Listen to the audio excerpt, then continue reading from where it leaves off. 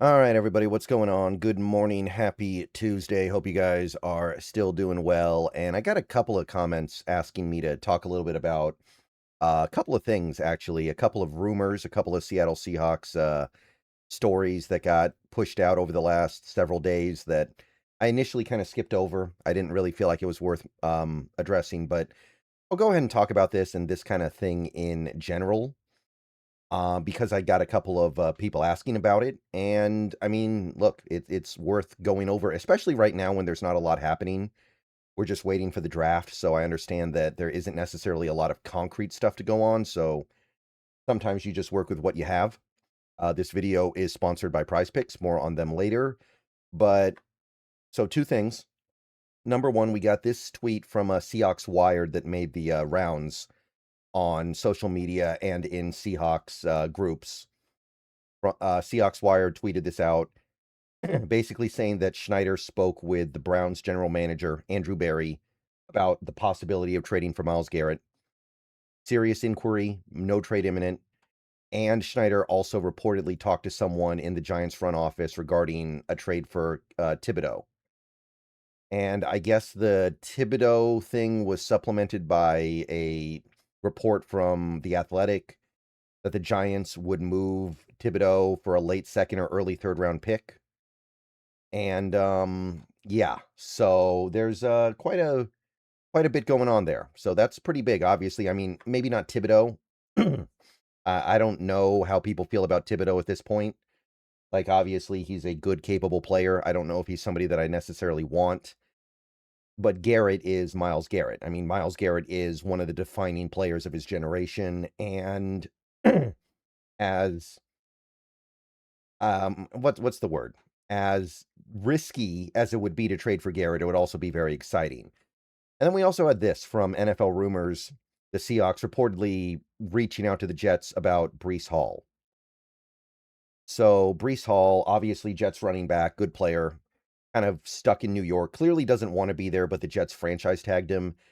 And that doesn't mean nothing can happen because you can trade for a player on the franchise tag. If you sign a player that has a franchise tag on him, then you have to give the other team 2 first-round picks, but you can come to a separate agreement for less. So just because Breece Hall got franchise tag doesn't mean you can't get him. You're just going to have to trade for him, and you're going to have to compensate the Jets. You're going to have to get the Jets to agree to it, or else you give them 2 first-round picks, which, I mean, obviously, we're not going to do that for Breece Hall. At least I hope not.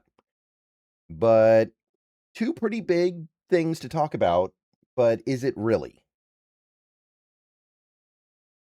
So here's the thing.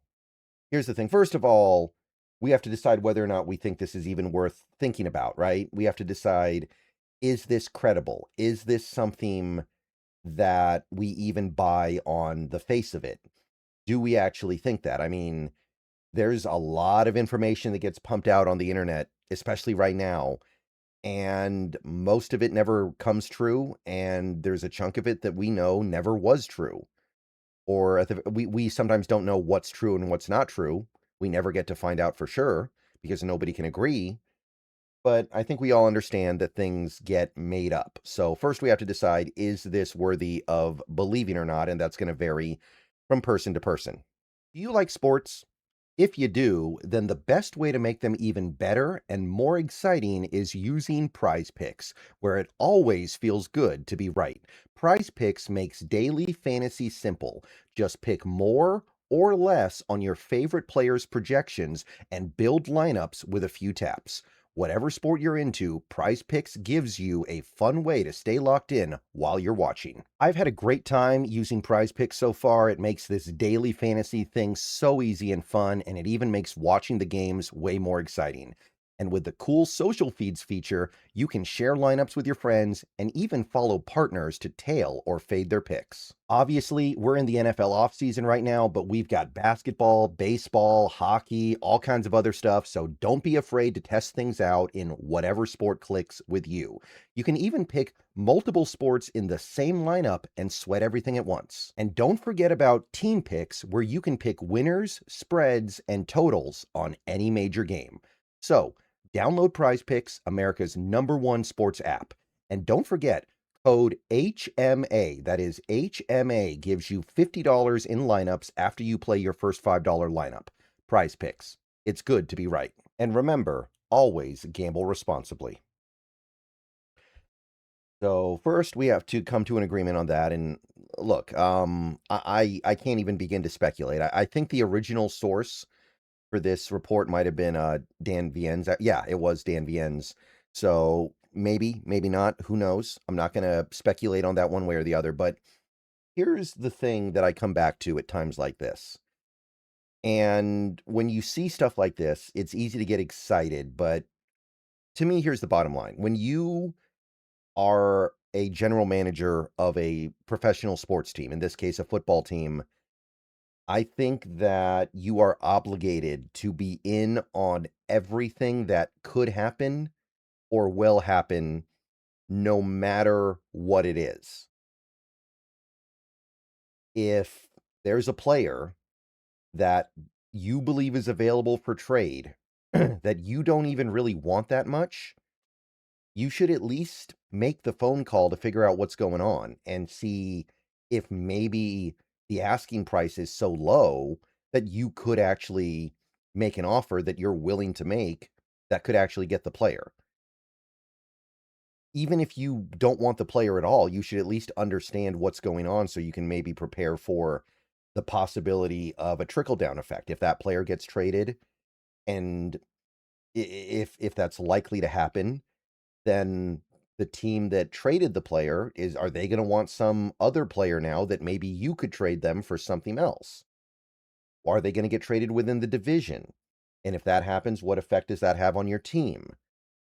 Like, I think that as a GM, you're working so many hours anyway, and your job is pretty defined to making your team as good as possible compared to the rest of the league. There should be kind of an understanding that you should be involved in anything and everything that could happen, even if you're not that interested, because you want as much information as possible. So, speaking to the Browns about trading for Myles Garrett, yeah, I mean, first of all, that is something the Seahawks should be interested in just because it's Myles Garrett and we need an edge rusher anyway. We're not strong at the edge rusher position, and Myles Garrett is really, really good. So, you should be in on that anyway. And hey, you don't know. Maybe the Browns just really want to move him and you don't even have to give up that much. So even if you know, like deep down, you understand that there's no way you're going to be able to make it happen because the Browns want 4 first-round picks or something impossible, you're still obligated to get on the phone and say, hey, what's up? What can you tell me? Is this going to happen? What's it going to take?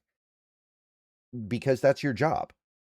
I mean, John Schneider, I don't know how many hours a week he puts into this, but you know it's a lot. You know it's more than the hours per week most of us work. Same with something like Thibodeaux. Thibodeaux is a player that the Seahawks might want. If there's a tiny chance that he's available, even if you're not a big fan of him, I think you still got to understand what it would take to get him, what the circumstances are. And for all you know, the Giants are going to be like, hey, 5th round pick, let's get him out of here. And then you can just say, okay, no risk. Let's just go 5th round pick. So when I see stuff like this, and this goes with the Breece Hall thing as well, I think that it is probably the case, but I also think it's just an example of the GM turning over every rock that can be turned over because that's what they should do because that is their job. So I'm not here to say that this is all just fake and made up. I don't necessarily believe that's true, but I don't think it's indicative of the fact that this is going to happen or this has a real chance of happening. I am sure that at some point John Schneider picked up the phone and asked about Garrett, asked about Thibodeaux, asked about Breece Hall, but it's probably much in the same way they might have asked about, I don't know, some, Quinnen Williams last offseason or last season when he got traded to the Cowboys. Did we want to trade for Quinnen Williams? That wouldn't have really made sense. We had Leonard Williams, we had Byron Murphy, technically Jaron Reed. Like we didn't really need that. But I think you still got to keep abreast of everything. What if the Jets just want to give Quinn Williams away and you're like, oh, well, it can't hurt, and then you just go for it. So That's kind of how I feel about this stuff. Yeah, it probably happened. It doesn't really mean that we should be getting amped up for anything yet. About the best we can say is that it's possible, but the odds are stacked against it. And maybe that's enough. All right, see you guys later. Go Hawks. Let me know what you guys think. I mean, look, Myles Garrett would be amazing, but there is a little bit of discomfort there. You'd have to give him the new contract. You'd have to give up a ridiculous amount of draft capital. He is a little bit older. He is a little bit of a bigger guy. I don't know about him as a stand-up edge. Thibodeaux, I struggle with the Thibodeaux thing because he'd be so expensive money-wise. And I just don't know if his heart's in it. Breece Hall, it depends. I like Breece Hall a lot. I think he's a better player than Ken Walker, but at the same time, I don't want to give up my second-round pick for him. He's a running back, and he's already had a major injury. So that one kind of on the fence. All right, see you guys later. Go Hawks. More videos coming later.